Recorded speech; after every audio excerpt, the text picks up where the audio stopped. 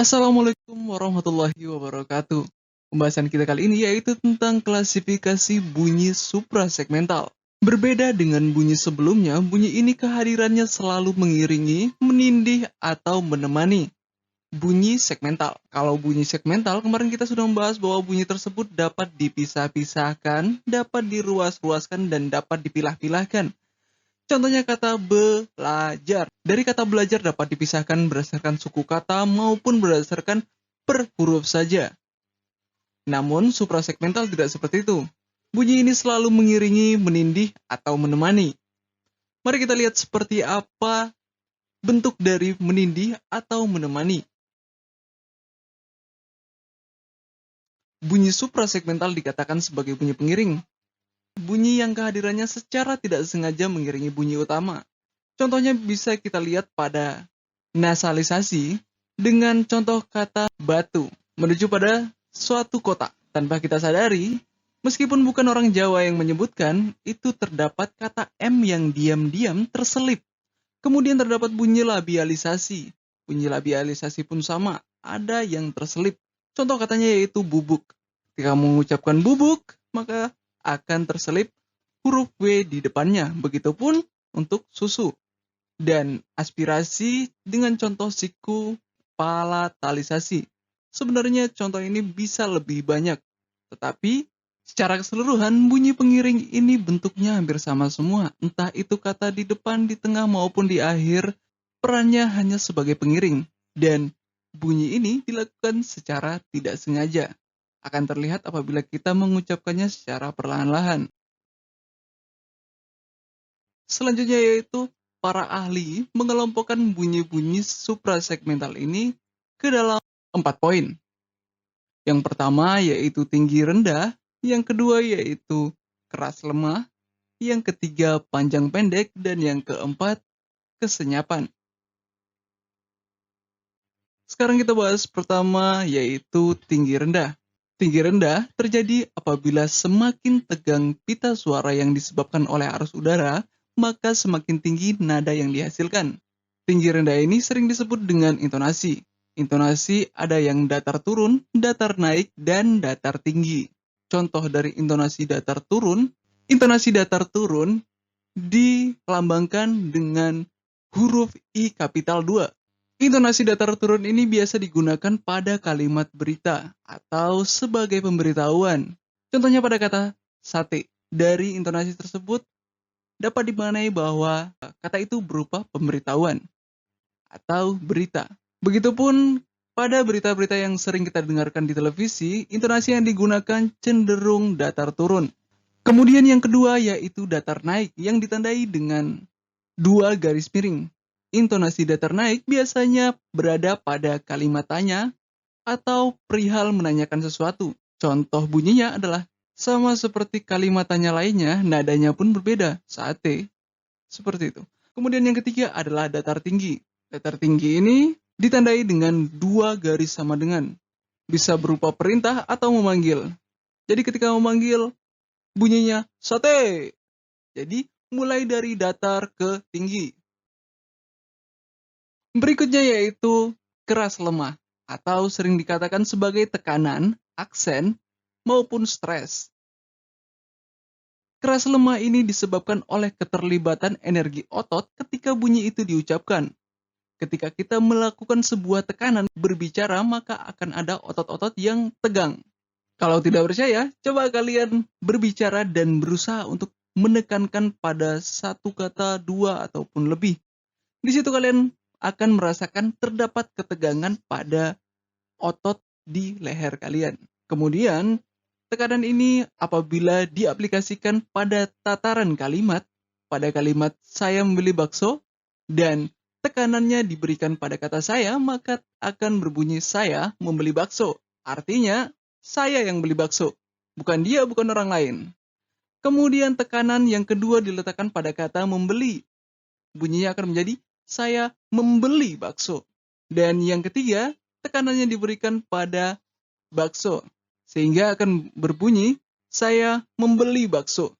Ketiga bentuk tekanan yang letaknya berbeda ini membedakan makna satu sama lain. Yang pertama berarti yang membeli bakso adalah saya. Yang kedua, maknanya adalah saya membeli bukan mencuri. Dan yang ketiga, saya membeli bakso. Bukan saya beli kopi, bukan saya beli permen, bukan saya beli lainnya, melainkan beli bakso. Selanjutnya yang terdapat pada bunyi suprasegmental yaitu panjang pendek. Panjang pendek ini sering disebut dengan durasi. Dalam transkripsi fonetis, durasi atau panjang pendek sebuah bunyi ditandai dengan beberapa kode. Yang pertama ditandai dengan tanda titik 1, titik 2, dan titik 3. Nah, titik 1 ini kemudian disebut sebagai 1 mora, 2 mora, dan 3 mora. Untuk bentuk durasi atau panjang pendek dalam bahasa-bahasa tertentu itu membedakan makna. Tetapi dalam bahasa Indonesia umumnya tidak membedakan makna. Jadi, durasi ini tidak membedakan makna. Berikutnya adalah kesenyapan atau sering disebut dengan jeda. Jeda adalah pemutusan arus bunyi segmental oleh penutur. Akibatnya terjadi kesenyapan di antara bunyi yang terputus. Kesenyapan ini bisa terjadi di awal, tengah, dan di akhir ujaran.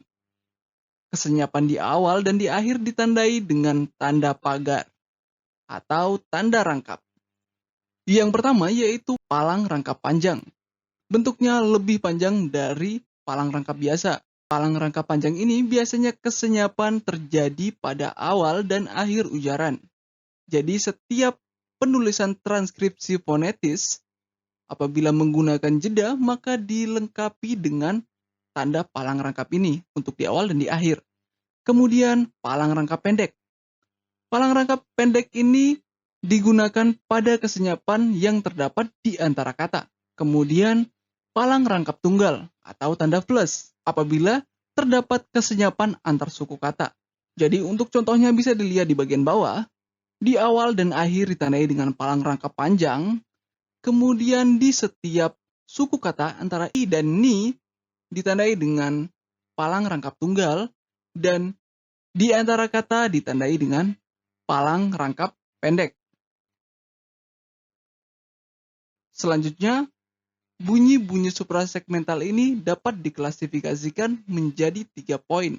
Yang pertama yaitu diftong, yang kedua cluster, dan yang ketiga silaba. Diftong adalah gabungan vokoid rangkap. Perangkapan bunyi vokal yang dilakukan dengan satu hembusan udara ketika bunyi itu diucapkan. Kita sudah membahas tentang diftong. Diftong terdiri dari aw, ay, aw, dan lain-lain. Kemudian, diftong ini masuk pada klasifikasi suprasegmental. Kita sudah membahasnya kemarin. Pulau yang seharusnya menggunakan u, apabila dalam transkripsi fonetis, maka bentuknya akan menjadi aw. Begitupun dengan contoh kedua, ketiga, dan yang kedua yaitu cluster. Cluster adalah gabungan kontoid rangkap. Kalau yang sebelumnya diftong adalah gabungan vokal rangkap, kalau cluster sebaliknya. Cluster adalah gabungan kontoid rangkap. Perangkapan bunyi konsonan yang dilakukan dengan satu hembusan udara ketika bunyi itu diucapkan. Sebagai pengingat, bunyi kontoid adalah bunyi konsonan.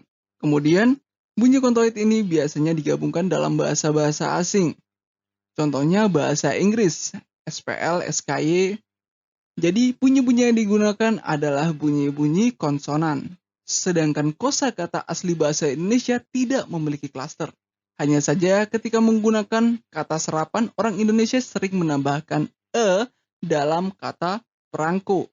Kata perangko biasanya menjadi perangko. Begitupun kata klinik akan menjadi klinik. Tetapi dalam bahasa baku bahasa Indonesia tidak terdapat klaster. Kalau tidak terdapat, kenapa kita membahasnya? Jawabannya adalah kita membahas fonologi secara meluas. Jadi tidak hanya pada bahasa Indonesia saja. Fonologi bisa diterapkan pada bahasa daerah, pada bahasa asing, maupun pada bahasa lainnya. Kalau ada bahasa alien juga bisa kita analisa berdasarkan fonologi. Tetapi harus bisa mengucapkan vokal dan konsonan. Kemudian yang ketiga yaitu silaba. Silaba adalah kata lain dari suku kata. Kemudian bagaimana cara menganalisa suku kata? Cara menganalisa silaba menurut teori sonoritas dan prominas. Meskipun suku kata ini kita sudah mudah memahaminya, tetapi kita juga harus mengetahui bahwa ternyata ada teori tentang suku kata. Yang pertama sonoritas dan prominas. Teori sonoritas menitik beratkan kajiannya pada puncak kenyaringan, ditunjukkan dengan hentakan denyutan nada yang menyebabkan paru-paru mendorong udara keluar. Jadi poin pentingnya terdapat pada hentakan yang terjadi pada paru-paru.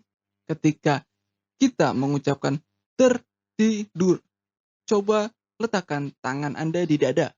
Kemudian ucapkan kata tertidur. Dan coba pisahkan, akan menjadi tertidur. Dan di situ terdapat hentakan yang terjadi di dada.